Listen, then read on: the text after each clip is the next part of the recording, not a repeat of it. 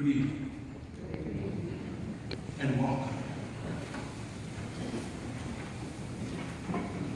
We have invited you this evening for an evening of prayer, an evening of meditation and contemplation of what stands in front of us, the Holy Shroud of Turin. When you come in, each one of you received a holy card. I would like you to turn it around now, and we will recite the prayer together. In the name of the Father, and of the Son, and of the Holy Spirit. Amen. O Jesus, who in your cruel passion did become the reproach of man and the man of sorrows, I worship you, your divine face. Once it shone with the beauty and sweetness of the divinity, but now for my sake it has become as the face of a leper. Yet in that disfigured countenance I recognize your infinite love, and I am consumed with the desire of making you loved by all. The tears that flow so abundantly from your eyes are to me as precious pearls that I delight to gather, that with their worth I may ransom the souls of poor sinners. O Jesus, whose face is the sole beauty that ravishes my heart, though I may not see here below the sweetness of your glance, nor feel the ineffable tenderness of your kiss, I bow to your will, but I pray you to imprint in me your divine likeness, and I implore you so to inflame me with your love, that it may quickly consume me, so that I may soon reach the vision of your glorious face in heaven. Amen. In the name of the Father, and of the Son, and of the Holy Spirit. Amen. Please be seated. I hope everybody is seated. And I hope all of you have a good view. If you don't, you might want to squeeze in. Those people who are on the side, if you are not comfortable enough to look at what is in front of us, I might have to ask Father Glaba to assist us. If he is still in the church, I don't see him right now. Is Father Glaba? Yes, Father Glaba. You hit me at the end of this. Do you have the portable, the wireless? If you do have it, please would you? One of the things I forgot to ask you. I hope you will forgive us this evening for the little things that we have forgotten, that we are not doing the way we should. Because for one thing, as you have seen in the publicity that we have spread around, there is a presenter in our midst, a gentleman from Turin, Italy, who has, in a very real sense, put fire under my feet, and we have begun having these expositions of the Holy Shroud of Turin in the city of Toronto, and we now are spreading out into all parts of Canada. We have already been invited in Winnipeg and Vancouver. That is just the beginning. He promised me that the Shroud will perform miracles. This is not new, my dear people. I don't know how much you know about the Holy Shroud of Turin. I do not know how much you have read. If you are conversant with the computer and the internet, if you go to the internet and simply put in Holy Shroud of Turin, you will not be able to read all the literature if you live 100 years. It is all over the computer, and it is numerous, the pros and the cons. This evening, we are going to show you most of those who agree what is the Holy Shroud of Turin. And so we will begin with a description after I will receive the mic and I will be moving from the pulpit.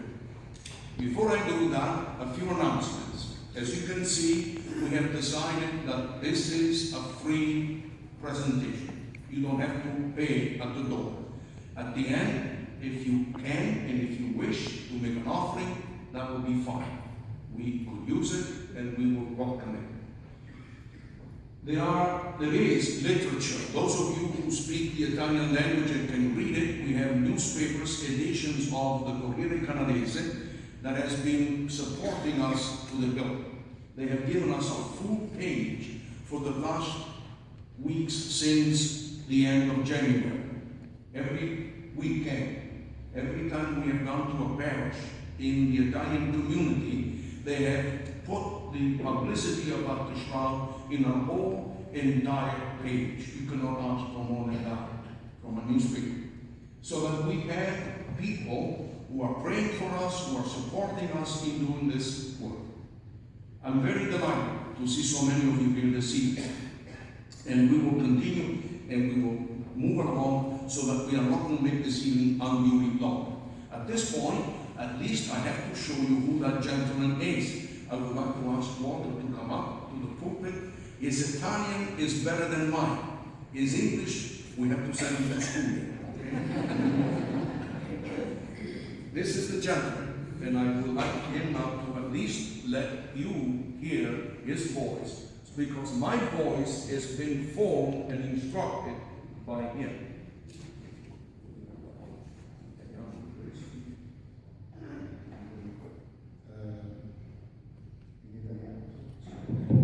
Scusate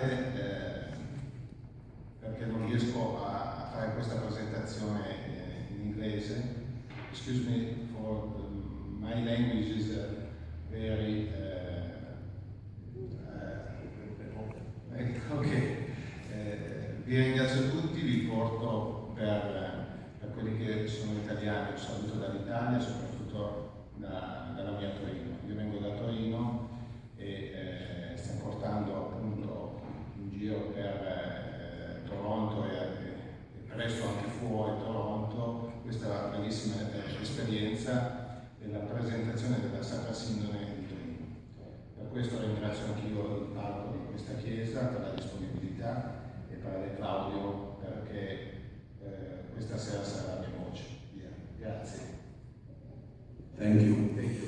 What he has said simply is to thank you, excuse him for not being able to speak English and give the presentation himself, because in the other places in Italian, he has been doing the presenting. And also he has done something that I would have liked to do, and that is to thank Father Glaba for allowing us to come here and to give you this presentation. From what I can see from the people that we have here, this might be the most numerous attendance that we have had so far. Compliments to you, Father Glaba. You must have done a beautiful job in publicizing this event. So many people. As I mentioned, we might not be perfect in the lighting, we might not be perfect in the effects, but what we're going to say, I think, will tell the whole story. And what is the story? First of all, this is the Holy Shroud of Turin. Naturally, it is a copy. It is not the original. They will not let the original, not even 1 meter outside the church of in Torino, where it is guarded with all kinds of modern techniques. There is a building there dedicated to the shroud. No, that's going in reverse. And the place where the shroud is kept is controlled. The humidity, the atmosphere, the climate in there is so controlled that it's up to the latest in technology. Because we believe, as Catholics, as Christians, we believe that this cloth, which was used to wrap the body of Jesus in the tomb, we'll talk about that, is what it is. We believe that it is the same cloth, the same linen cloth that Joseph of Arimathea brought to Calvary to wrap the body of Jesus before it was put in the grave. Now, that is the description. Theologically speaking, for us Catholics, when we look at this, probably most of us, while we live on earth, this is the closest we can come to touching something that was imprinted there, we do not know how. And therefore we say, miraculously. This is a miracle. This is not done by human hands. Everybody agrees with that, except those who insist in saying that it is a false representation created in the Middle Ages. And those of you who might have been reading the reports, especially in 1989 when it came out that the carbon test proved definitively that this is a forgery because it doesn't jive, it doesn't really come up to par. A few years later, 6-7 years later, scientists began looking at it again, and now the current is turning the other way. They are saying, now there are scientists who are saying the test was not correct. Something went wrong. And now the whole story has reversed, and there are more people saying it is indeed what it purports to be rather than not. Well, for us who have faith, this is my point. For us who have faith, this is the shroud, the linen cloth that Joseph of Arimathea used to wrap the body of Jesus in the tomb. Now, why is it so special?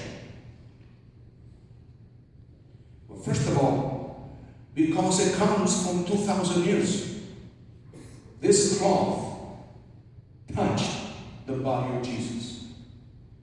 But because the history is very sketchy, from the time Jesus died on Calvary to the time we discovered the shroud in Florence, in France, the history is very skimpy. It's there. It appears in Edessa, in Turkey. It appears in Jerusalem. It appears in different parts of Greece, it is believed, Constantinople.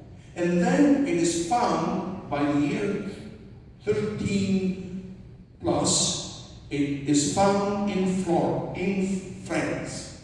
I'm not sure why I want to say Florence. It might be my Italian background. It's in France. It was brought there, and this is known, this is history. From that day on, when it appears in France and is exposed to the people, we follow the shroud day by day. It was a knight who happened to be fighting the crusade campaign in the Holy Land, comes back to France, and he brings the shroud with him. How did he get it? Where did he find it? How did it come into his hands? We don't really know. So we leave that alone because it will take us days to try to trace it in the whole history. We know that it is in France, in Lille. There is a church that the knight built to have the shroud guarded or kept. In about 150 years after that, the Holy Shroud passes in the hands of the Savoy royal house, who later will become the kings of Italy. They purchased it. They exchanged it for 2 castles. So the Savoy house gave 2 castles to the lady who kept the shroud as an inheritance from the knight who brought it from the Holy Land. That much we know. And so the Savoy house has kept it until, in our own time, it was given to the Holy See, the Pope. Umberto II,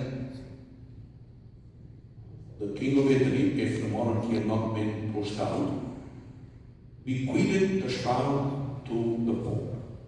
From that day on, the shroud is the property of the Holy See, and it is kept in Turin. It was apparently one of the conditions given by the king to the Pope. It's yours, but you need to keep it in the city of Turin.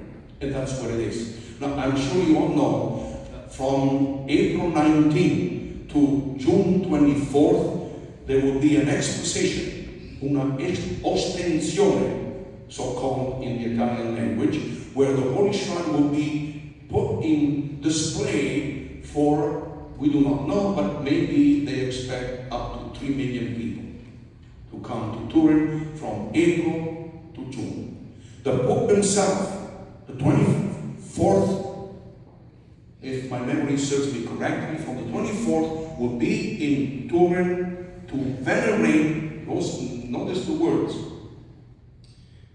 This is again something that has not been done before. The Holy Father is using this terminology. I will go on pilgrimage to Turin to venerate the Holy Shroud. So that tells us the Holy Father thinks of the Shroud of Turin. It's not only a relic, it's more than a relic. It's the greatest relic of Christianity. It is the most powerful relic of Christianity. I use my own terminology. I say this is the silent witness of all that Jesus suffered. And that's the topic for this evening. That's what we're talking about. Otherwise it would have no value.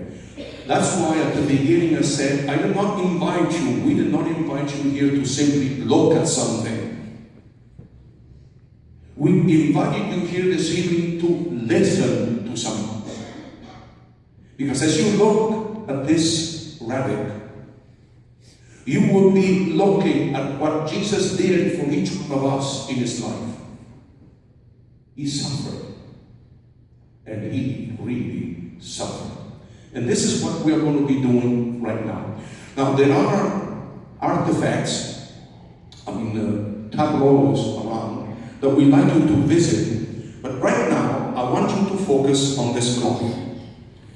This white strip around it is only to support the shroud. The shroud is the corner part. The support was put behind to make sure that the cloth would have a backing so that it will not tear or it will not be destroyed. If you have never seen it before, it might confuse you. What am I looking at? All these blotches, as you can see, they are very geometric or geometrical. Why? Because the shroud was folded. And in 1532, there was a fire. And they kept the shroud in a silver casket. The fire was so intense that it melted the silver, and the melted silver created those holes in the cloth. It might have been destroyed right then and there. And you might say, but gee, having something like this, will they not pay attention to what they do with it? Believe my dear people, they are right now, and I'm not saying this to impress you, it's a fact. The last fire was only a few years ago in Turin, and they almost lost it. And it was not an accident. There are people right now who will love to destroy this icon, this relic. And you will see why in a few minutes. So you're looking at a piece of cloth that has an image in the middle. Now some of you might not be able to see this right here. This is the dividing part right here. Over here you see the front of a body with his arms crossed over his stomach. And this other side, you see the back. When you get a chance to look at the tableaus, those of you who are closer to this end, you will see the one in the middle is a perfect replica of what you see here. The one on the left is the front side and the result of a picture. Now that takes me to 1898, when Secondo Pia, this man who was a photographer, they say he was somewhat of a photographer, he was not professional. He took a picture. He was allowed to take a picture. Before that, nobody had taken a picture for two reasons. One is because you needed permission. Secondly, because there was no picture. There was no photograph. Photography was not invented. But the first time that a picture was taken, he was surprised when the picture was developed And what he saw is what you're looking at over here. And he discovered that it was a positive of a negative. This is a negative. And that is where you begin to say, wait a minute, who would have done it when photography had not been invented until 120, 130 years ago or so?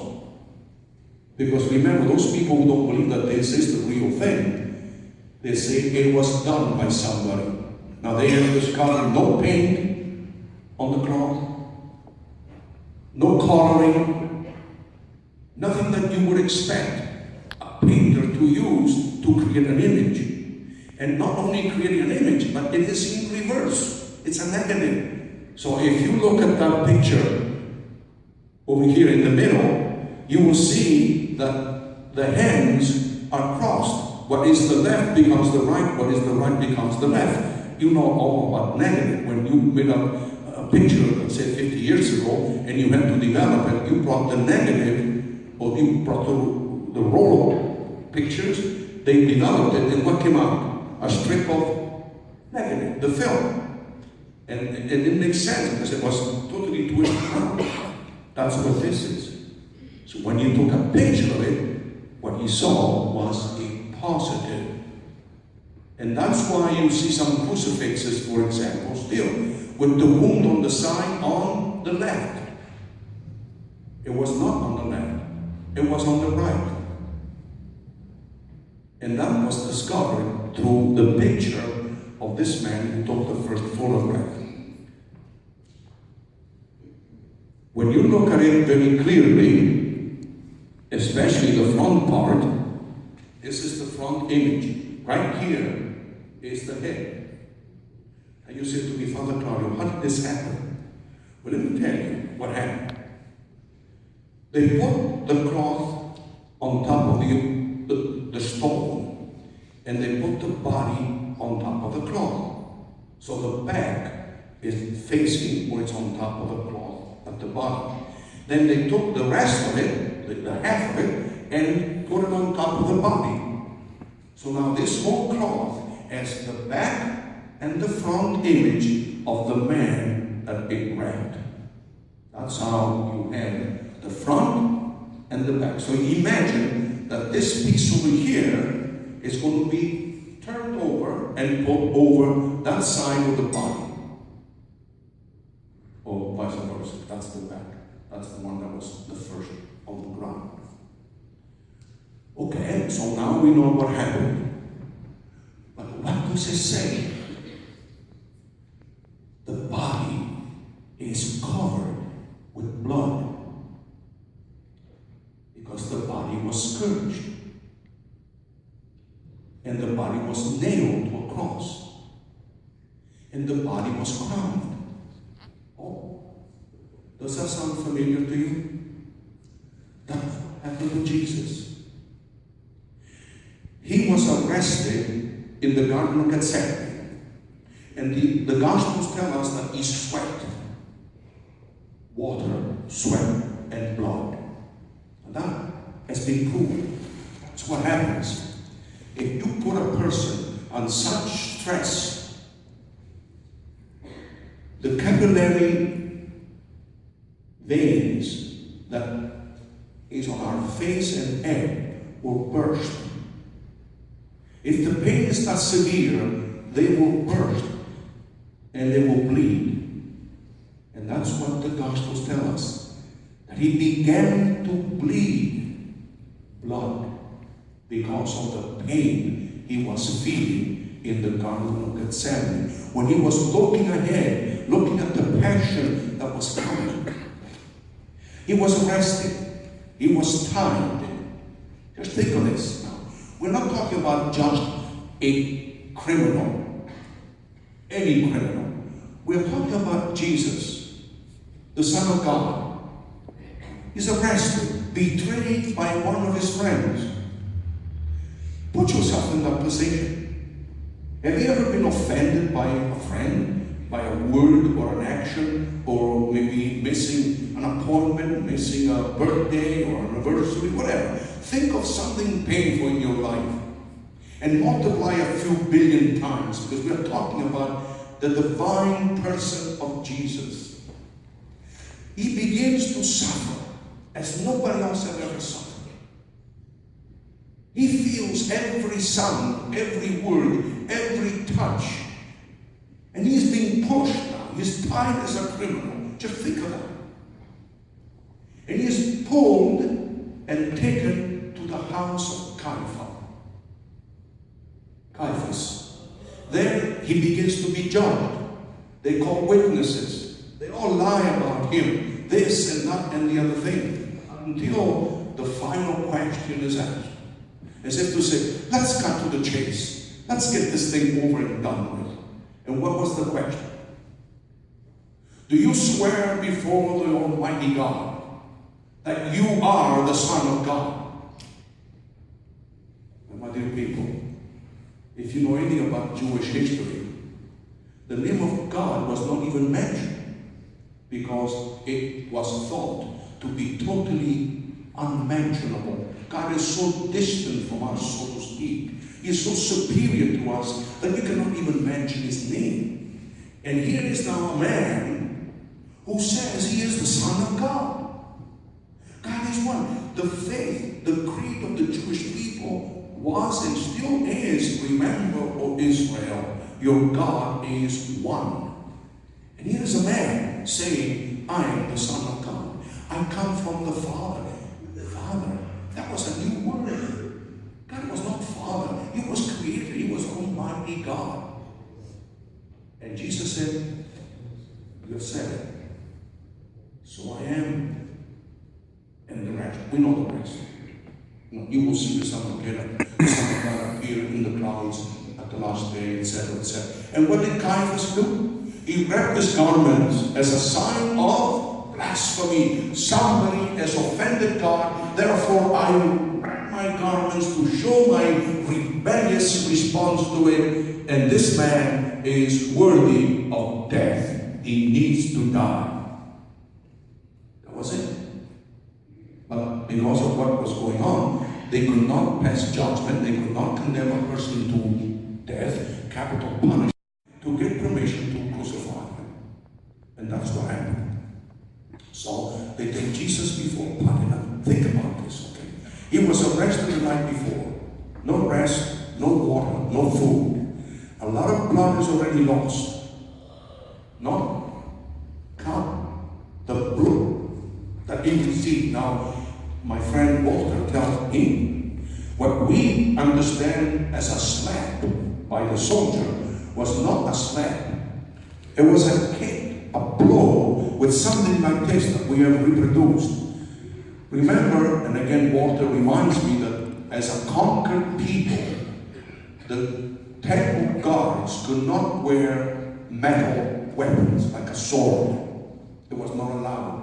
The Romans would not allow anybody out there to carry weapons of offense against them, because if there was a rebellion, they would use it against them.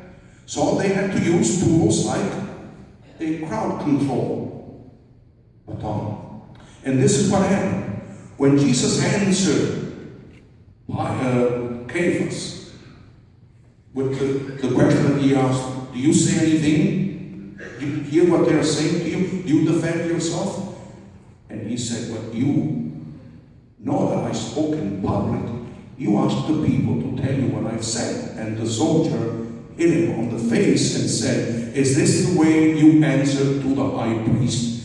And that mark is on the shroud. Now, this is where it becomes a little bit more technical, because now you say, well, wait a minute, how can you possibly know that? And this is what it means to be a researcher like Walter. He has spent 24 years studying this item. This is the most studied, the most researched, the most sought out relic in the history of humanity. There are scientists today that would give anything to get close to this cloth and study and examine it. They have been able to determine, and there are people that are pathologists, by looking at this, it's like a you might say, either a holiday or a minefield, because everything here reveals the pathos, the trauma that this man underwent. And they can see the cheek that is inflamed and blown out. One of the eye almost was closed because of the blow that he received. So in that condition, he is taken before Pilate. We all know the story, what happened there. Pilate realized that this man was not a threat to the Roman Empire. He was a preacher, he was a rabbi, and not really of any kind of standing, because he wasn't creating any problems to the Roman Empire. He was not trying to organize an army. He was not trying to defeat Rome. Pilate might not even have heard who he was before he was presented before him. So, we know the story. He tried to dismiss it, but it did not work that way.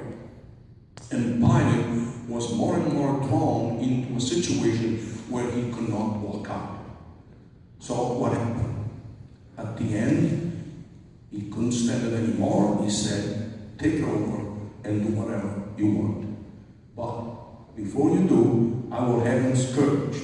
Now, if you read the 4 Gospels, they all agree to what happened, but there are, in some cases, a little bit of divergence that the story is told in a different way. This is the way we can recount the story.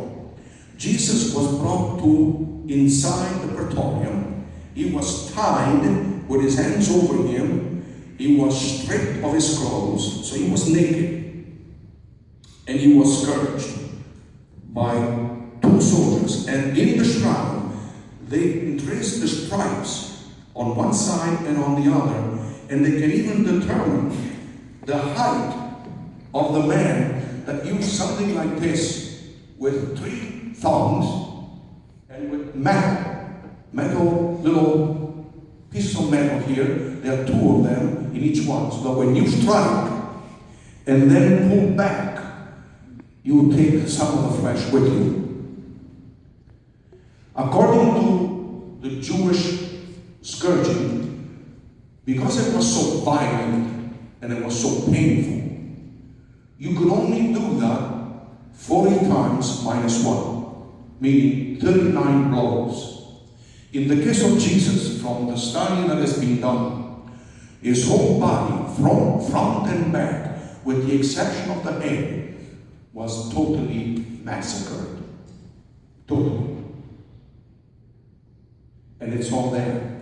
Now, before you go, I invite you to look at the picture, because the picture reveals what I'm talking about. Just so that you know.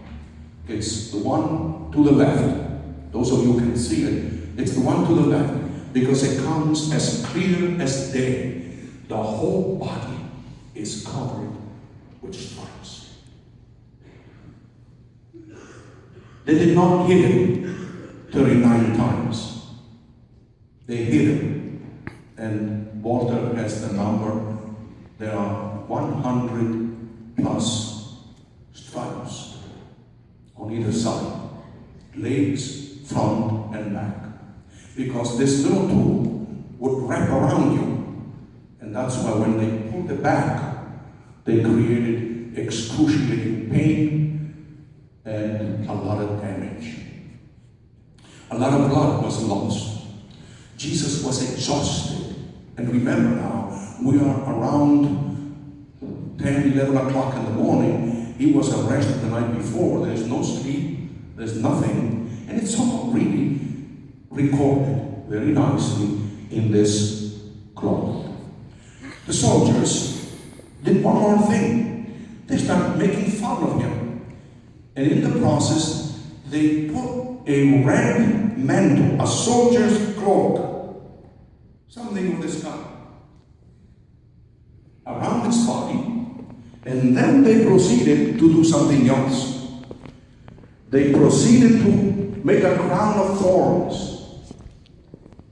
And so how do we know that? Well, first of all, the Gospels talk about it. But even if the Gospels had never mentioned it, you look at this picture and you see this is the top of the head. And this is where we discover that the crown was not just a little piece around his head. It was a cap. It was like an helmet put on top of the head with long thorns. This is the front, and you can see all these little marks in here. There are wounds that are bleeding from having been punctured. The blood is coming out, and it's right in the back of the head. And the soldiers would use one of those tools to beat it into his skull. They crowned him. They slapped him. They kicked him. And they made fun of him. Just imagine that. Remember who he is, the Son of God. And they are mocking him as a false king. So you are a king. And they paid homage and slapped him on the face. That's why when you look at that picture, some people have remarked about, how come this looks like an old man and the face seems to be totally out of proportion? Yes, it is out of proportion. It was beaten to a pulp. So now they are crowning him. They take the cloak back. They put his own clothes, the tunic that we know was of his possession. They put the tunic back. They present it before Pilate, and the crucifixion process begins. They load him up with something that you have seen my friend Geraldo carrying him into the sanctuary this evening. What is called the patibulum. Most likely, people who were crucified did not carry the whole cross. These people, the Romans, were very efficient. They did not have much time. The upright beam was already there, waiting for anybody to be crucified. The only thing they needed was the cross beam, and sometimes, all the times, sometimes the criminals or the people who were judged to be killed, the capital punishment, they will carry only this beam. Now, the beam already had the holes drilled into the wood, so that when they came to Calvary, they would stretch the man on top of the beam, on the ground, and they would nail the person into the holes that were already there. Now, then again, if Walter would be presenting, he would be explaining that not 3 nails were used, but 4. 4 nails were used. This is a replica. It's done according to what a Roman nail that would be used for the crucifixion. I'm not sure if you can see it because it's all silvery. You might not see the length. It's a terrifying thing just to even look at it, to be thinking that something like this will pierce your body and nail it to a piece of wood. So there are 3 dimensions. This is the one that was used for the hands. Now, up to very recently, whenever you look at a crucifix, the one that's in the back here, we always have seen the nails going to the palm. Not too long ago, I think it was the night before last night, I was doing some research. There is a whole book trying to disprove one theory that, yeah, if you do it right, you put it in the palm, it will hold. It was understood that in the palm, it will tear the flesh and the body will collapse. Not everybody agrees, but be as it may, in the shroud, it is clear that there is a wound on the wrist, not on the palm. And the thumb, one way to prove that is that the thumb it's not seen. When you see the hands, you don't see this, but you see this. The hand is on top. And why is the thumb like that? Because if you put a nail through here, you cut a nerve and the thumb collapses. So that's one way to prove that he was indeed nailed, as the shroud shows. Now, up here, you will see it right here. These are the arms. This is one arm, and this is the other one. And you see this scar right here. That is the wrist. And when you look at the picture, it shows in white. All the dark areas are reversed. You see the white. And that's the nail that pierced his wrist. Now, it is because of the trauma to the body, they see that one shoulder is lower than the other. They understand that when they put Jesus on top of the patibulum, on the ground, so this is flat on the ground, they take his body, they put it down, and they try to nail it. They find out that the holes don't fit. His arms are shorter. So what do? They tie the arm and they strap it so that they will coincide with the hole, and they will nail. They will nail the body through the hole. Then we proceed for the rest. So Jesus now is on the ground. The arms are nailed to this piece of wood. They take the piece of wood and they hoist it up to the high beam. So his body is hanging there. And they lift him up. They fix it to the middle of the cross, and then they proceed to nail the feet. And they use 2 nails for that. One leg, it's a little bit longer. This is one nail that they put on one foot so that they stabilize the body to the wood. And they have a little bit of a support under the feet. And they nail one foot, and then they nail both with this. And these nails have down to specification, you might say. The length has been researched, etc., etc. This is the only way we could do it, and they did it. And Jesus now is hanging on the cross, crowned with a sharp crown of thorns, and is hanging between heaven and earth. If you want to try it, try to keep your hands and your arms outstretched. See how many minutes you can last before your arms will be collapsed. In other words, it's not a very good position to be in. Your bones are dislodged. And all this is reflected on the shroud. The studies that they have done, they see that one shoulder is lower than the other. They see wounds caused by the carrying of the beam. They see the scripts on the knees, because as he went to Calvary from the Praetorium, he fell many times. Now, when we do the Stations of the Cross, we say Jesus fell 3 times. Well, that's not really what happened. He must have fallen hundreds of times. Remember, this is a person who has lost most of his blood. No eating, no food, no resting for hours. He is at the end of his strength. And people, remember, this is not a solemn procession. People are there to insult him, to kick him. Because once he was condemned to death, any criminal, but in the case of Jesus was even more so for some reason. People were there not to compassionate him. They were there to insult him. Because remember, he was accused as a blasphemer. You don't do that in a Jewish community. You do not blaspheme God. You are deserving of death if you do it. The possible worst death they could maneuver into your body. When we look at Simon of Cyrene being helped to carry the cross being the patibulum so-called, we think, wasn't that nice of the soldiers?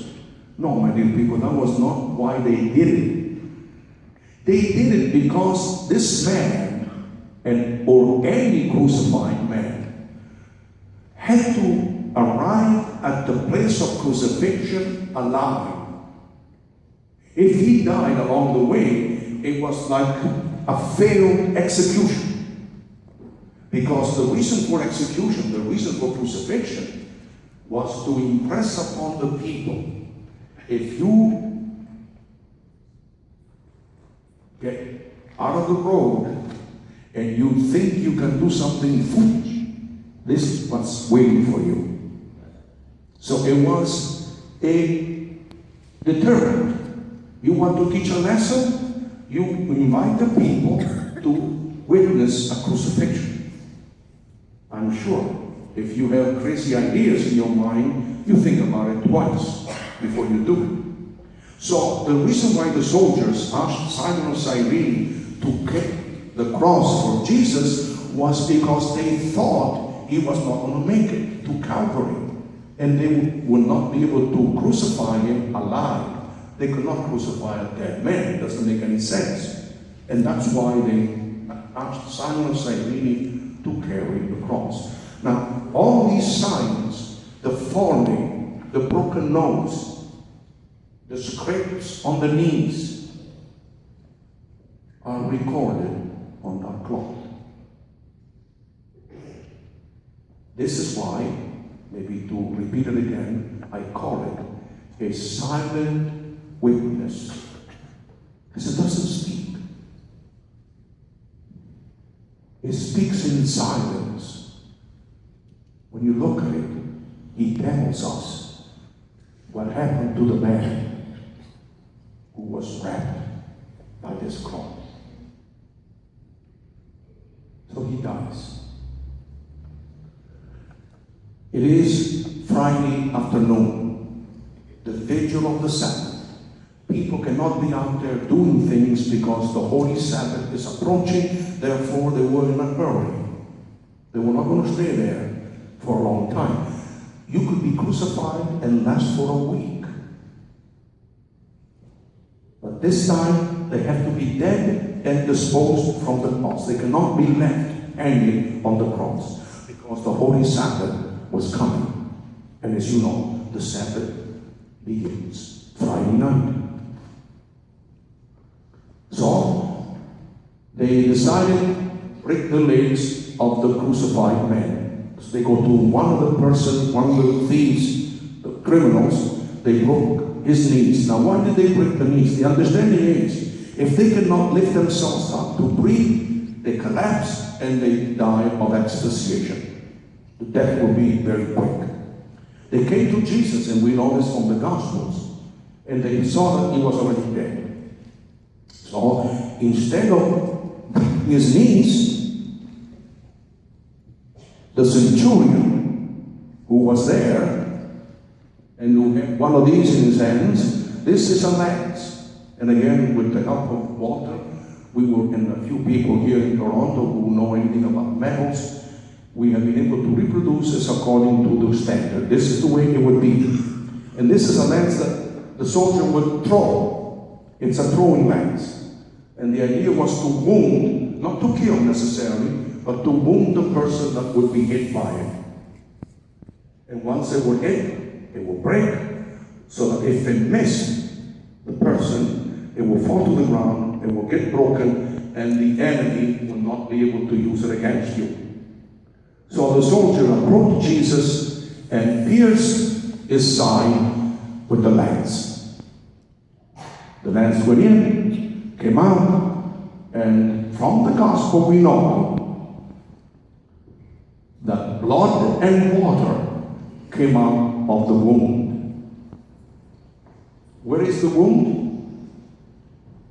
Right here. And you can see this. This is human blood. And it is human fluid. Oh, I mean, when you read this, how do you know after so many years? Well, they know. They have the tools, they have the instruments. Scientists have looked at it. They have determined that the blood in the shroud is of type AB.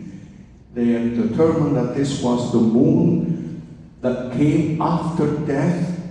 Don't ask me if there is any person here who is a medical person, who is a scientist. You know, apparently, I did not know this, but the blood that comes out of our bodies when you are alive is different from the blood that will come out of it once you're dead.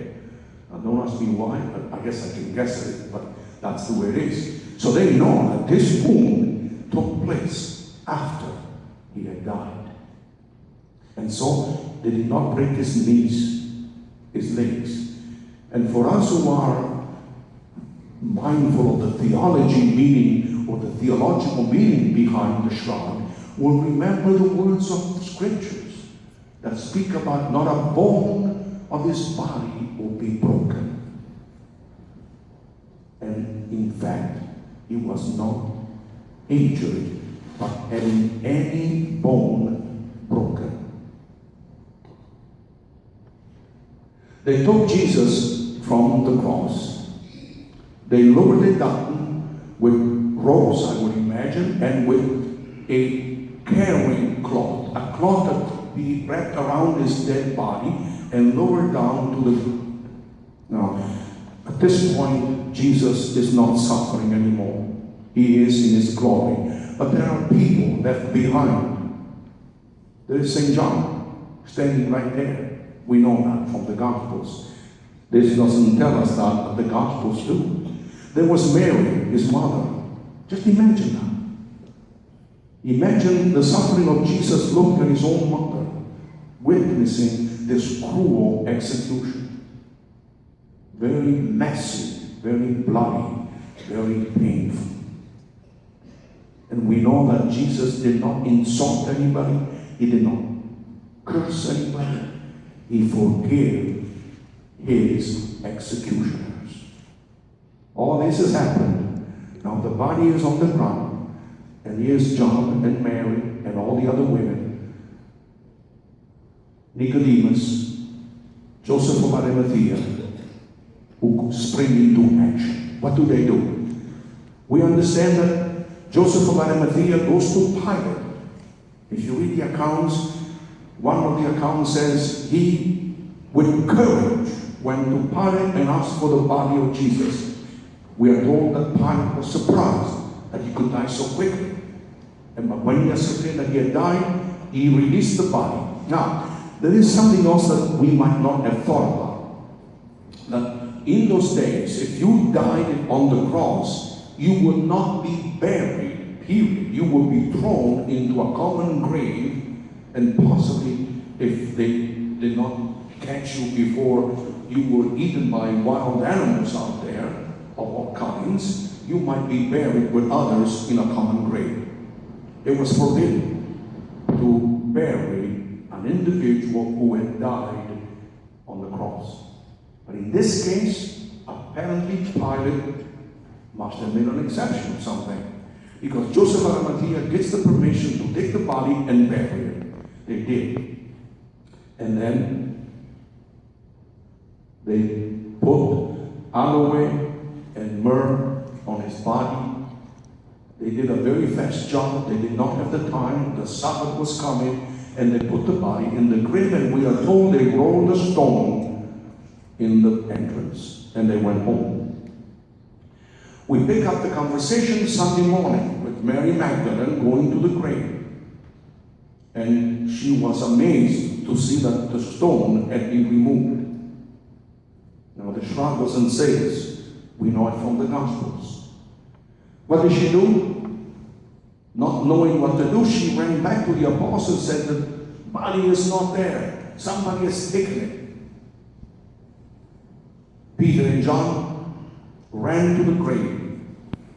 And in the Gospel, St. John is very nicely stated that the friend that Jesus loved ran faster than Peter, and he got there first. Now, who is that friend? John. And that's the signature, you might say. He put his own signature on the Gospel by saying, the friend that Jesus loved, the one that Jesus loved, ran faster than Peter. For one thing, he was younger, and he got to the sepulchre first. He did not go in. Peter came, he went in, he saw the bandages and the sudarium, this cloth that was over the face of Jesus, that was part of the burial process, folded in a part by itself. The other one, the one who had gotten there first, there's John again, went in, he saw and believed. Believed what? That Jesus was not there. And he left, you might say, a witness behind. That's what we're here to venerate, to contemplate, and to pray before. This is a cloth that wrapped the body of Jesus. It's the most sought out relic by any researcher, any scientist, anyone that would have the qualification to do any research in this material would love to have the chance. What does it say to us, my dear people?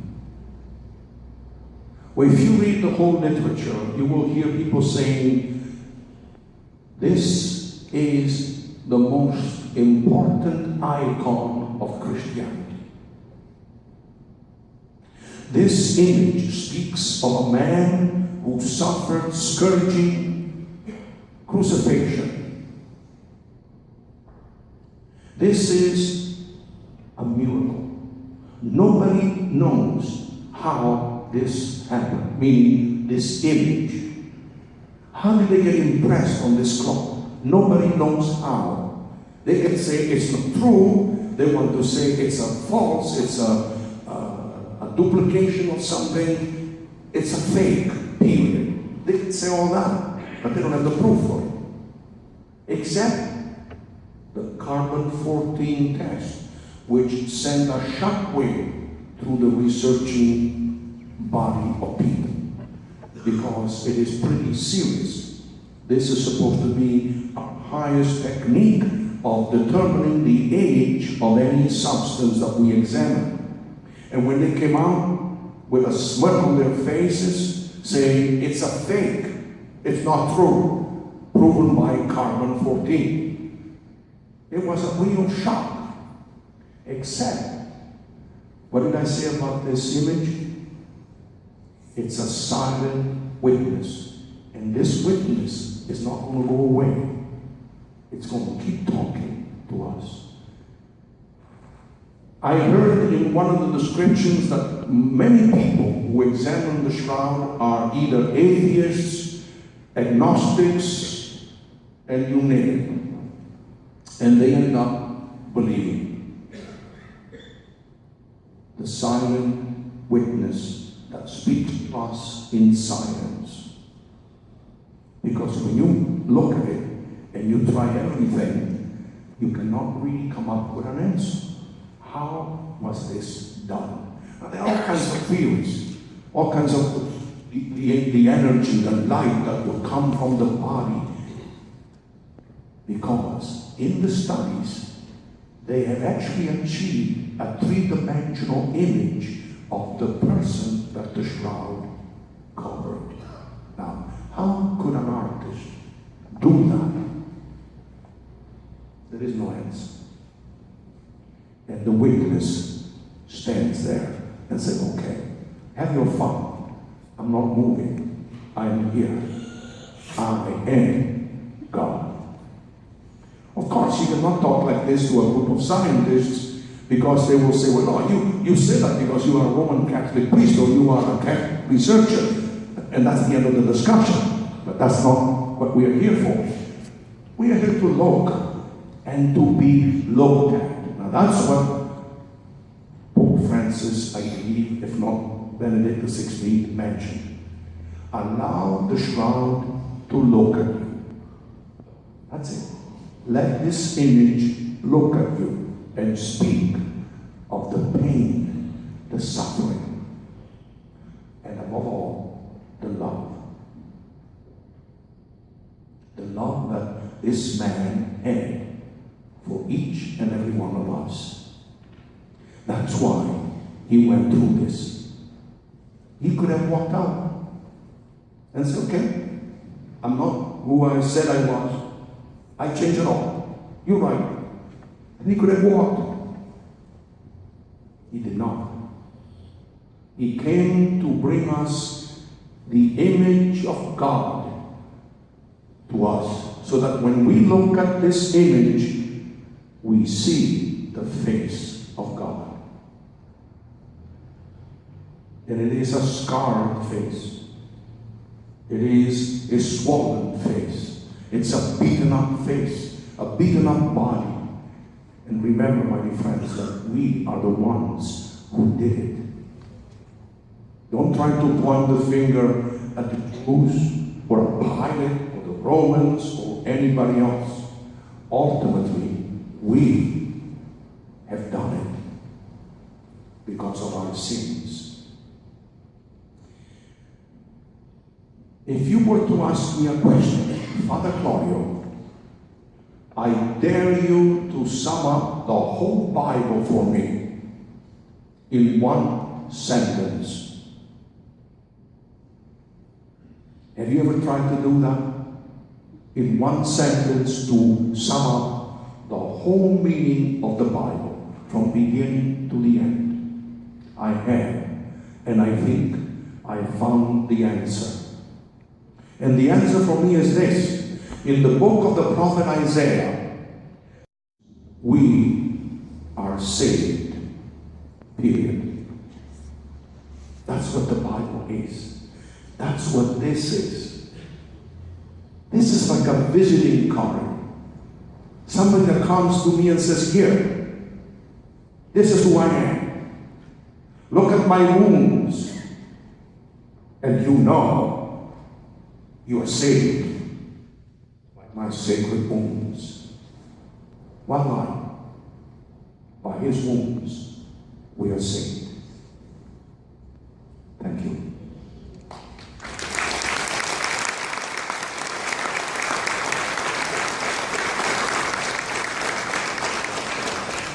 Now I'm going to be graded by my professor. He's going to give me a passing mark or a failing mark. So I hope you will be kind. Come, Walter, in. If there is any question about you people, this is what we're doing, okay?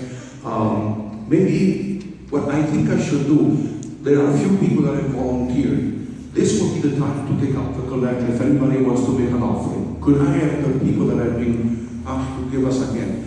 Because it will be the most quiet moment.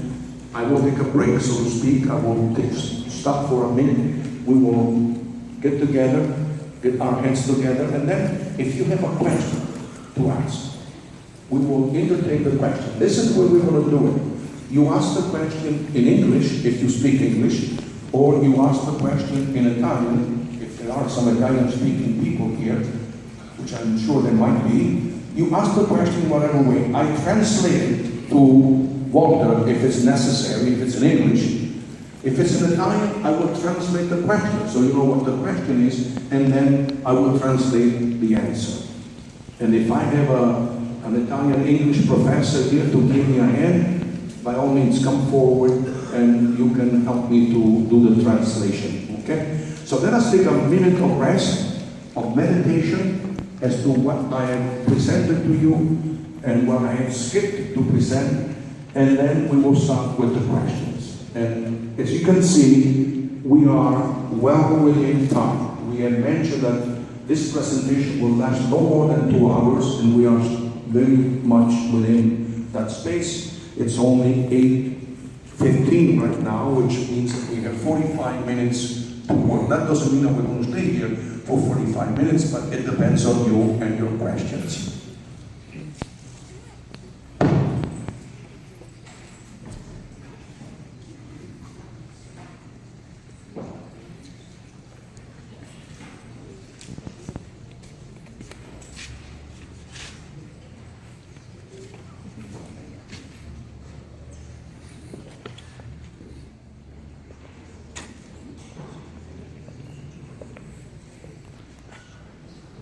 Thanks, Walter, and everybody else that contributed to the presentation. Voglio chiedere al Signore, quando uno comincia a fare un lavoro per 20, sempre 25 anni, c'è una ragione, e forse puoi dire questa a noi tutti, perché hai fatto questo per tanti anni? Forse lo dico pure in inglese. I just want to ask you, when you don't do something for 25 years without a reason, maybe you can tell us tonight what's your reason for spreading the work that you've done, that's been done in the Shroud. Thank you. Thank you for this question. Adesso lo dico in italiano. Questa per me è stata una passione che è nata appunto 24-25 anni fa. Io ho poco più di 50 anni, perciò ho passato la metà della mia vita. È nato per una questione fondamentale, che la Sacra Sindone è a Torino e la prima volta che io sono andato a vederla ne sono rimasto praticamente folgorato, più per la passione. I'm good, no, I'm good. Hold on. Excuse me. Okay, so the answer is I'm just about 50 years old, so you know his age now.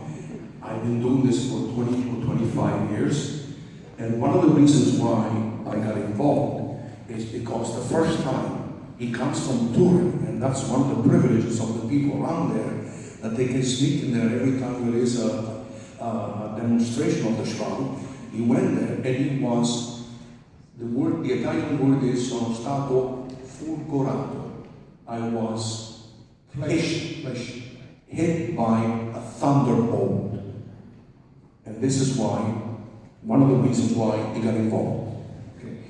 E per questo mi ha portato a una preparazione psicologica, grafologica, medicina di base, un corso di aramaico e in più ho girato praticamente tutti i posti dove la Sindone è arrivata. Appunto, come diceva Padre Claudio, dalla Palestina ho fatto praticamente mezza Asia per arrivare poi alle conclusioni della ricerca e poi a continuarla come ricercatore indipendente sindonologico.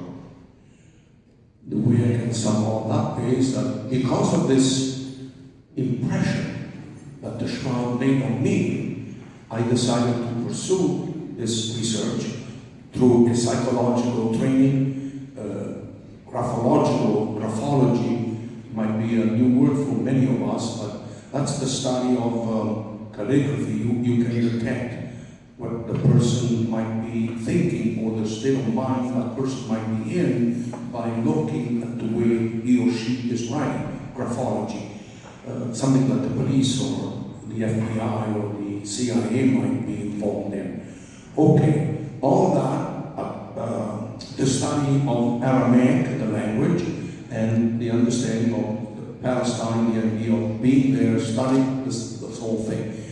I think the answer to your question really was given when he said, I saw the Shroud and I was struck as if by a thunderbolt that I needed to go deeper into the research. I think if we say that, we have translated and conveyed your question. Volevo solo aggiungere una cosa, Padre Claudio. Volevo solo aggiungere questo, che la motivazione era il capire quanto una persona possa soffrire. Cioè, io ho studiato per tutti questi anni la passione di un uomo che ha passato le sue 36, diciamo che erano 36 ore della sua fine con una flagellazione, cioè con i colpi di frusta che se ne contano più di 250, e un'inchiodatura.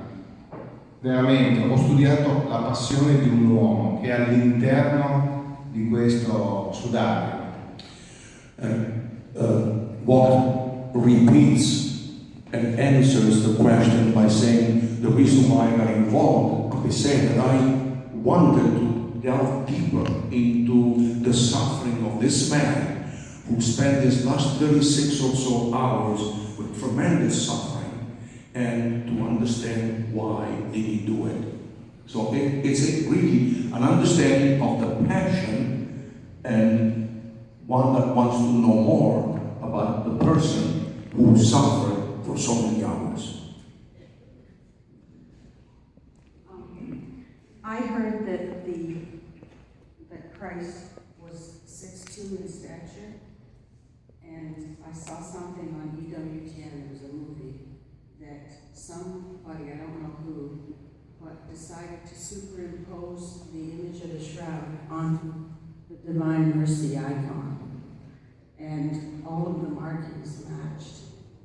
It was quite amazing.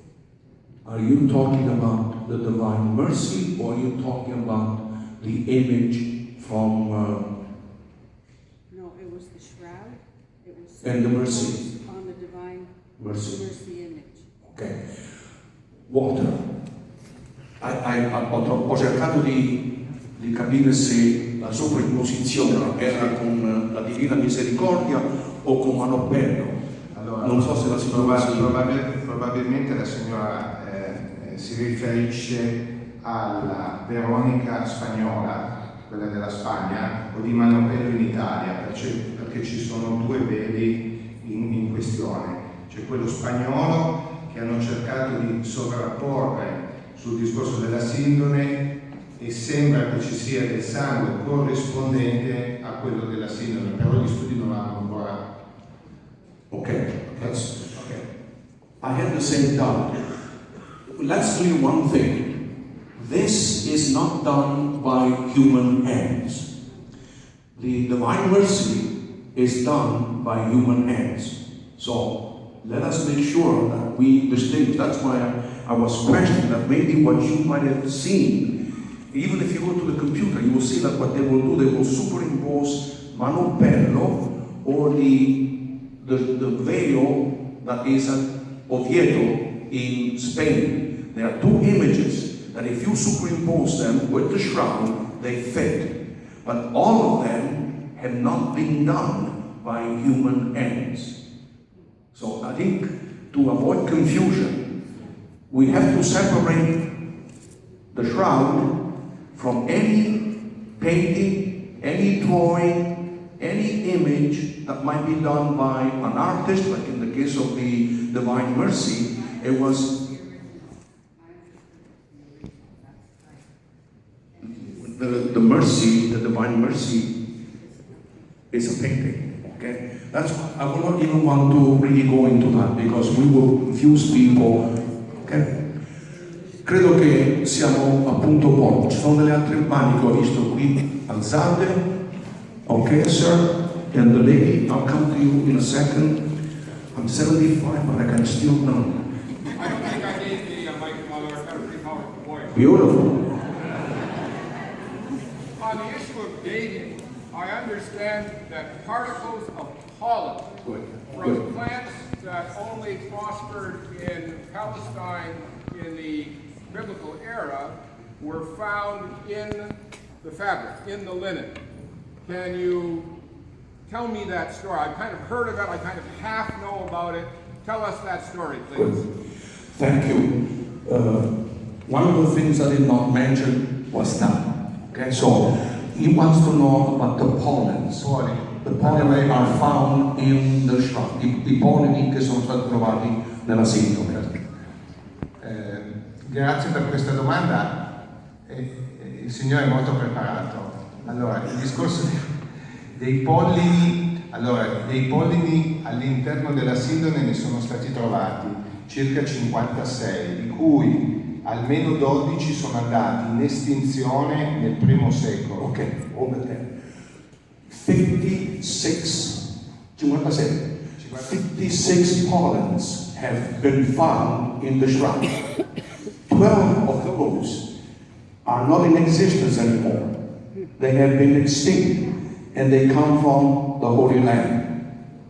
And then some more. This is a very interesting point that you are bringing up. Yes.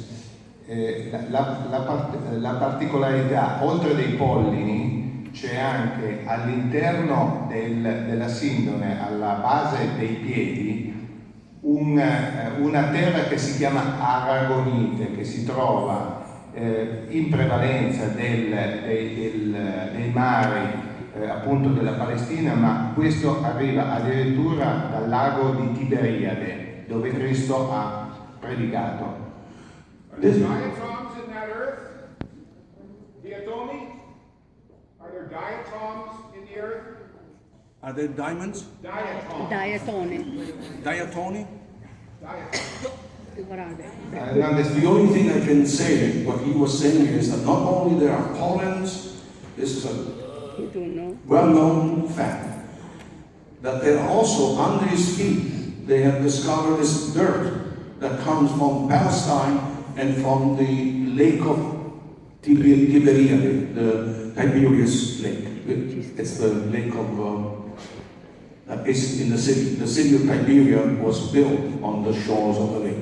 So, there are all kinds of mysterious things that the shroud carries with it, and there are pollens that go from the Holy Land to Italy. It seems that as it traveled from different places, from Israel through the Middle East, Constantinople, France, Turin, all those journeys are recorded, as it were, through the things that have been resting on the shroud. The minerals under the feet are called aragonite. I don't know it. I know what you're saying. I don't know the technical word, but I would encourage everybody to go to the computer and find out for themselves. It's too difficult for me to be able to pronounce it. Okay, are we doing okay so far? Are we okay? Are we on target? I want to bring up the fact that when I first saw the shroud in Turin in 1979, just passed by. I mean, then all the scientists, unbelievers, and so on said that this is just no one. It could be any other man. Now, I want to bring up the fact that it can't be another man. It's impossible because they didn't find anything of a decomposition of the body. After 3 days, the body starts to be decomposed. So this is, for me, Jesus Christ, the real one. Another very good point that I did not mention, and I'm glad that it's coming up in the question and answer. La questione è la decomposizione. La decomposizione. Allora, ok. Nel telo noi non abbiamo segni di decomposizione. Vuol dire che all'interno del corpo, cioè all'interno del telo, è rimasto un corpo morto, ma non è arrivata alla decomposizione. Vuol dire che è andato via prima che il corpo si decomponesse. Ecco, questo è importante. What the lady said is correct. The shroud does not carry any sign of decomposition. The body had been there, and with the heat and everything else, it should have shown signs of decomposition. The shroud does not show any of that. This is agreed by everybody. There's another thing that I did not mention, and I want to mention it now because I see some people might be going home, and that is that the image is only on the surface of the cloth. Not only the thread, but the million of a thread, on the little fibers. They have split the fiber up into almost infinity, and the markings, what we see as the... Scusa, sto continuando la mia presentazione. What we see here, the wounds of the feet, the wounds of the body, the back of the neck, all those wounds rest on the surface of the cloth. It did not penetrate through, which is an amazing thing. Because if you put a cloth on top of a wound, the blood will go through the whole cloth and it will show on the other side. Well, this cloth shows the image only on one side, which takes away everybody that says it's a painting, that blood was splashed on it, etc., etc., etc. So, the lady was saying there was no decomposition in the shroud. And we say that's one of the proofs why this is something miraculous. Nobody knows how it happened, but it happened. It's here. Any other questions? Yes. There was I think, another gentleman that might have a question. Okay, I'll be right up there. You mentioned that you were going to say something else about people wanting to destroy it. Still, okay. You mentioned earlier that you said that you were going to tell us a little bit more about people who wanted to destroy it, that there are people who want to destroy it. So I'm anxious to hear about that. We will be here until eternity. There are many people who want to, and they tried. The fire that happened in Turin and you can see it on the internet. It was said that it was an accident. It was not an accident. It was done purposely. And they will try, on your doomsday, they will try to destroy it. I don't need, Walter, I don't need to pass it up to you, okay? Yeah, I was wondering if there was an event horizon that occurred, maybe a resurrection through some kind of energy force to cause this, like you said, to be on the virus. Something must have happened that was a power of energy of some kind. It's only speculation by me, but I'd just like to know from the professor what he's gathered over a span of 25 years. Approaching, there are all kinds of theories. There are theories of the fact that the energy of Jesus, as it were, exploded out and left the cloth undisturbed. See, this is another thing that I could imagine, that in the shroud there is no sign of somebody taking the body away. There are all kinds of theories that people went there, they took the body away. Well, if you do that, you would have marks of dragging the body out of the cloth. There is none of that. It is as if the one who was inside simply disappeared. Now, how could that have happened? People say maybe a tremendous amount of energy, and actually Walter could tell us, I will save you some time. He could say that you would have to take, I do not know how many lightning bolts altogether in a millionth of a second. You could concentrate. We cannot maybe the experiment in the laboratory, but if you could do that, maybe you will have this tremendous amount of energy imprinting without burning. See, this is where it becomes, you begin floating into space, because you would have to be a good scientist to be able to talk about all kinds of different things. And they have done studies to determine whether or not the nails would break through the body. They have done experiments that would cover volume upon volume of lighting. They measure this, they measure that, they put it this way, they calculate the weight, they calculate the direction. They do all kinds of things to see whether or not this would stand. And there are people that say yes, and people who will say no. This is the mystery about the shroud.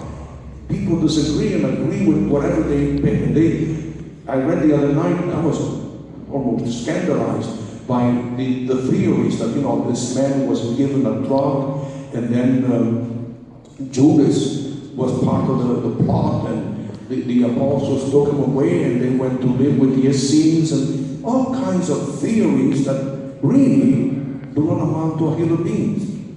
This is a mystery, and scientists do say that. We don't know how it happened, and we cannot duplicate the process.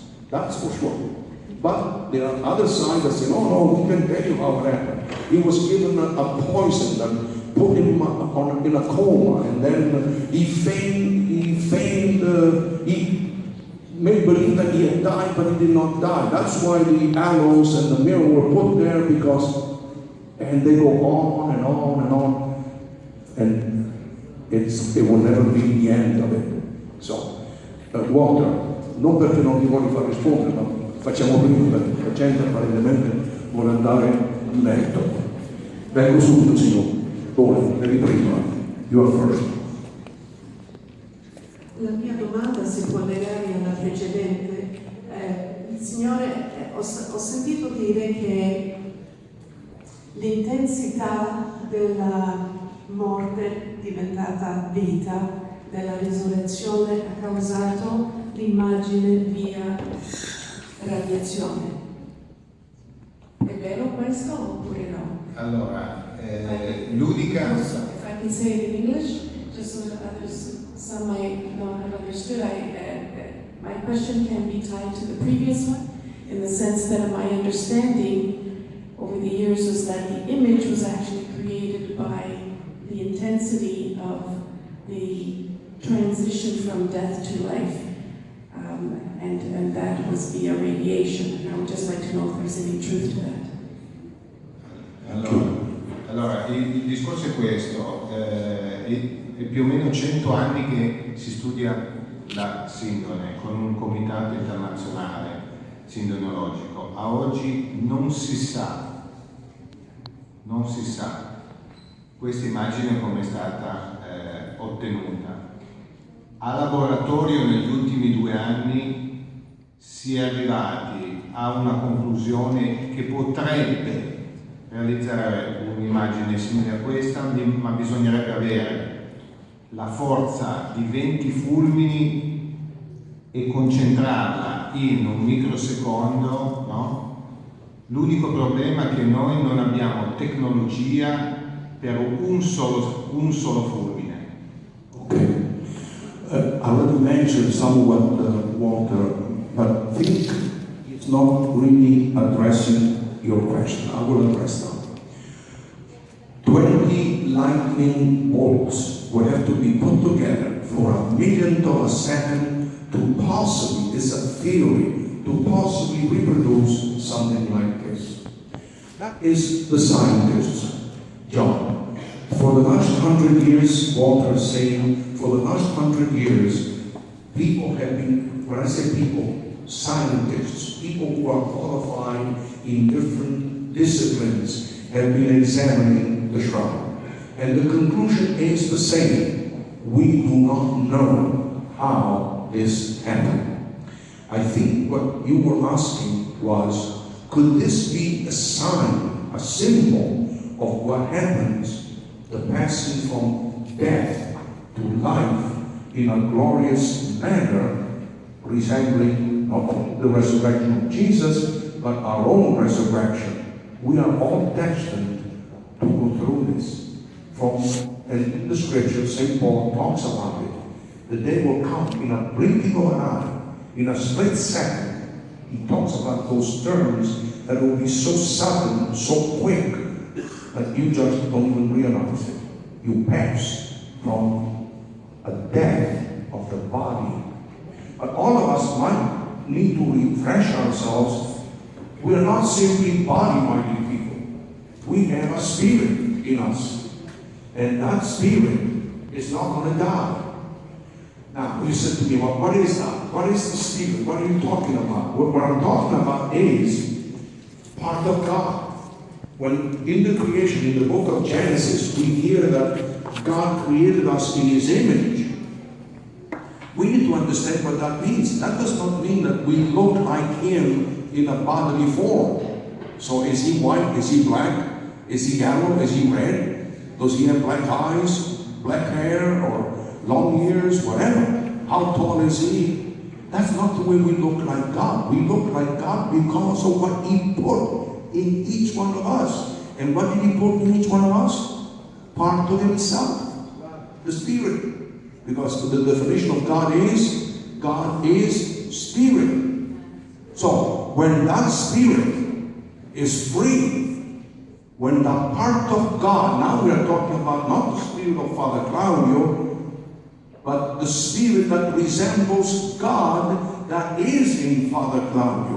When that is free, well, this is what happened. When the Spirit of God got free from the body of Jesus, it created such an event that even the body was taken and left behind the business card. I was here.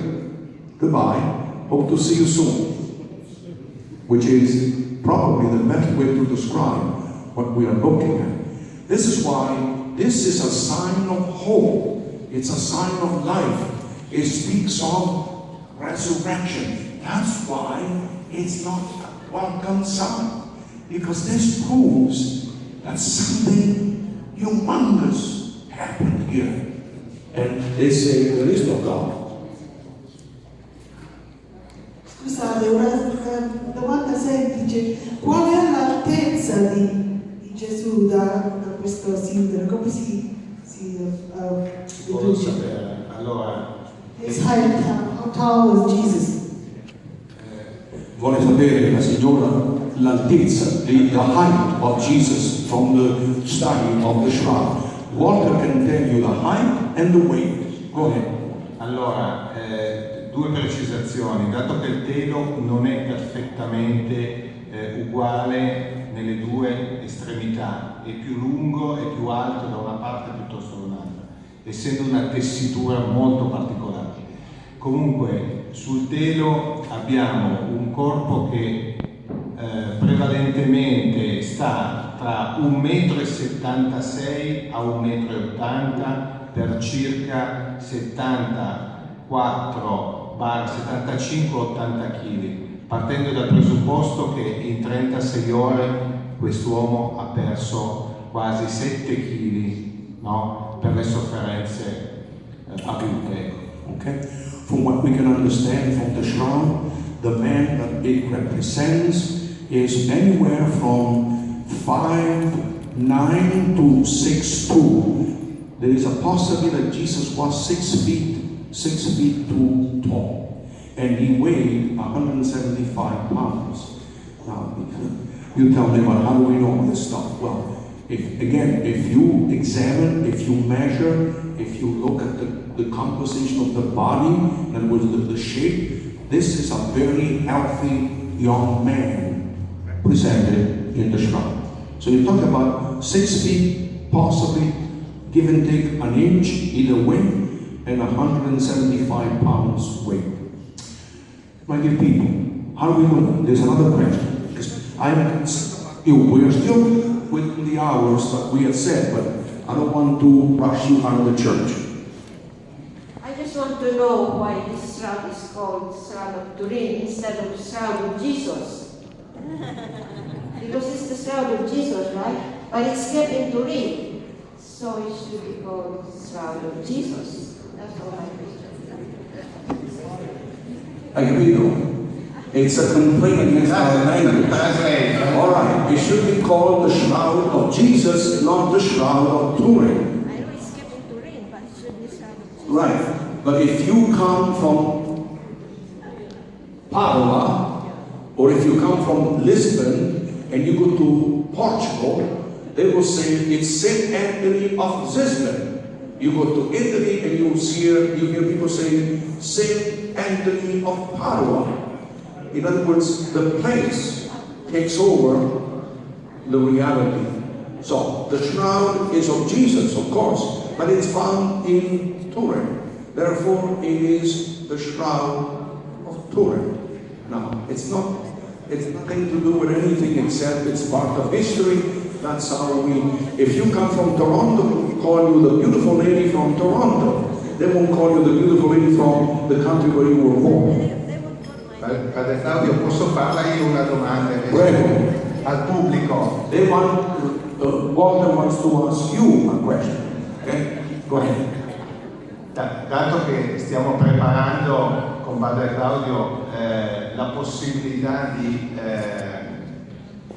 far sì che si possa presentare in un altro modo, il fatto di avere un traduttore d'eccezione come Padre Claudio infastidisce questa domanda e risposta o no? Ok, era solo grazie. Wait a second, Walter. Wait a second, okay? I think those who understood your question said no. So he was asking if this dialogue, because this is the first time we have done it this way. We have done it with him, presenting it here to an Italian group. There was no need to translate and no need for me to intervene. Now, if you don't like me, you fire me and I will go home. Okay? But the point is, if we were to do the translation, just like we are doing right now, it is my understanding that it will be doubly as long and the content might get lost in the middle. That's what I am trying to talk about.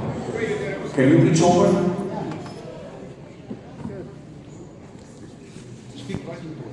My question is this: at the resurrection, Mary Magdalene was the first person who saw the empty tomb, right? And the second one is Saint John the Apostle. One question at a time. Yeah.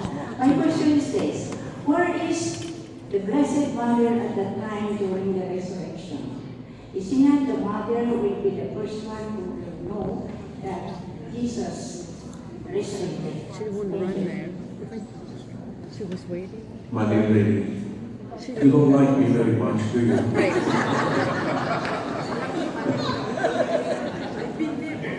I would like, if you ask me personally, I would ask to believe that Jesus went to his mother first. Yeah. No question. If you ask me, if my life depends on it, I say, I believe Jesus told his mother, Mommy, I'm okay. Okay? But in the Gospels, that is not what we hear. In the Gospel, we have an account of a physical event. Mary Magdalene, the Friday night, says she noticed where they put the body.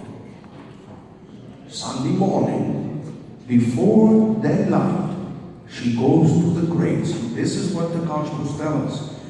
She went to the tomb to take care of the body. She saw the empty tomb. She ran back to the apostles, and we know the rest of the story. So you said to me, don't you think that Jesus would have gone to, if I understand you correctly, that's the question, right? Yeah. I would say, if you ask me, absolutely. The Blessed Mother did not need to run to the grave. She already knew where Jesus was. Of course. Remember, again, we are talking about an individual. I love to talk about the Blessed Mother. We are talking about a woman who is totally pure, totally in the presence of God, totally in contact with God. There was not one single thought in the mind of the Blessed Mother who was not God-directed. And don't you think that Jesus would be there to tell her, don't worry, I'm okay? But the history is being written, the Gospels and everything else, we don't have that. We don't have Mary coming up, and that's another thing. See? And this is a part of a whole conversation. We don't hear Mary speaking that many times in the Gospel. 4 times. Possibly the whole thing comes together. If you have a question that confuses you or something like that, come to us and we try to straighten any doubt, any fears, any problem.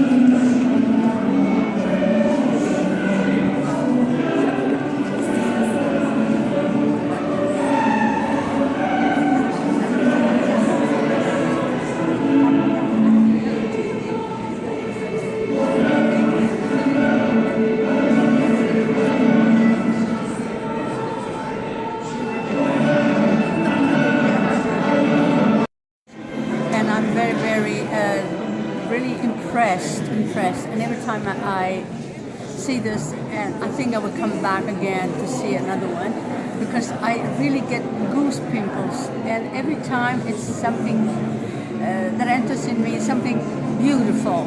I mean, because I do believe that that shroud is really Jesus in there, even though they're trying to do everything to say that it is not. It's just that it is a fake. This is not true. This is what I want to express. Thank you. So, thank you. Thank you very much. Thank you. What I'm going to say, I really like the presentation tonight. Okay. And I was waiting to see the shroud. Yeah, It's a copy of this original. Oh yeah. Yeah. This original is the Torino. Yeah. So you learned a lot. I want to go to see it. Why not? After April 24. Okay. They said, God willing. Okay. Thank you very much. And you? Nothing? Okay. Are you in church? I heard this is a group, right? Yeah. Can I know your impression after this presentation? Yeah, we belong to the St. Michael's 50 Plus Club. Okay. With Cardinal Collins. Wow. So what can you say after this presentation? After this presentation, this is very enrichment topic that we have, and we are lucky that we have it at All Saints. This is my parish church. Thank you very much. So you learn a lot about the shroud, about right. the passion of Jesus, and Jesus, yes. okay. So what can you say after all this suffering of Jesus who loved us so much? Jesus loved us too much, and that's why we are lucky that the Holy Shroud came over to our parish. Thank you very much. Thank you very much for our pastor, Father Glaba. You're welcome. And Father Claudio Piscinini. Yeah. And we are looking forward to have a pilgrimage at Gravenhurst. Okay. To visit Sister Carmelina. Okay. Good. Thank you. Anybody in your group who has something to add? Anything to add on the presentation of today? What did you learn after this presentation? Oh, I learned about the Shroud of Turin. And the question I asked is, why is it called Shroud of Turin instead of Shroud of Jesus? Yeah, did you get the answer? That's the one. Yeah, he said, well, because he was kept in Turin and all that.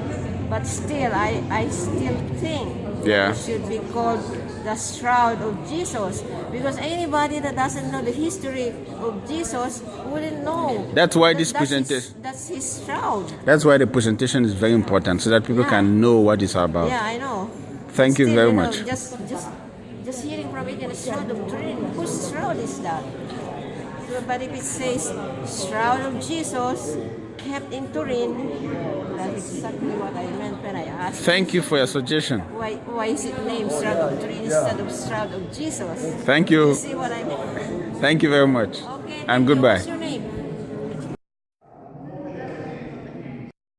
Come nella via canadese, il Glaba. It's working very nice. Tutti grandi. Vamos essere a casa piena. Faccio compagnia da... It's the biggest group we have had, Father. Io sono io credo. Guarda, andavo a passare il miglior vita, lasciami Questi sono pantaloni tutti nuovi qua. questi sono fatti dalla Maderazzi, ti ricordi i Maderazzi Andrzej? A Napoli prima non li calciavano. Excuse me, open the door. Mia padre, we are Don Camillo and the other one. Peppone. Every time. Two characters?